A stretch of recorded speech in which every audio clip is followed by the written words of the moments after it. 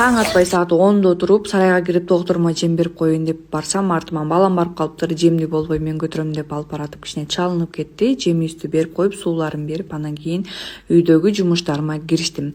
Азыркы убакта эки чоң балам айылда чоң апасынын үйүндө каникулда жырга бес алып жүрөт. Биз кичинекей балам экөөбүз кечке үйдөбүз. Күнүнө 10 жолу мушташып, кайра 10 жолу элдешебиз. Ваннаны да жуудум. Бүгүн болсо гүлдөрүмө суу бердим. Бир сыра гүлүңдү эмнеге эшикке чыгарбайсың дегендерге, эшикке чыгарсам мен тоогум жеп кетет же итим сүйрөп кетет да, ошон үчүн үйдө эле.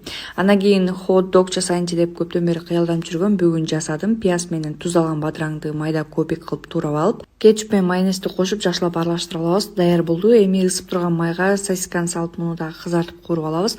Булочканы өзүм үйдө жасадым. Кааласаңыз магазинден сатып алсаңыз болот. Ысып турган сковородкага кайра эле сливочный масло, жүгөрү, сырды кошуп, мына ушундай алып эритип даярдап. Булочканы алып, тең ортосунан бөлүп, биринчисине бадыраң менен пиязды салабыз, үстүнө болсо сосисканы салып, эң акыркысы бул болсо сыр менен үстүн толук жаап чыгасыздар. Дагы видеодо көрсөтүлгөндөй кылып майонез, кетчуп менен коздоп аласыздар. Тамагыбыз дагы да даамдуу болсун десеңиздер, Molecular Meal фирмасына таандык куургатылып куурулган пияз менен үстүн кооздоп жагабыз. Рецептти өзүңүзгө сактап жана жакын досторуңуз менен бөлүшкөнгө унутпаңыз. Сиздер менен болгон Айдан Келинка, тамагыңыздар таттуу болсун.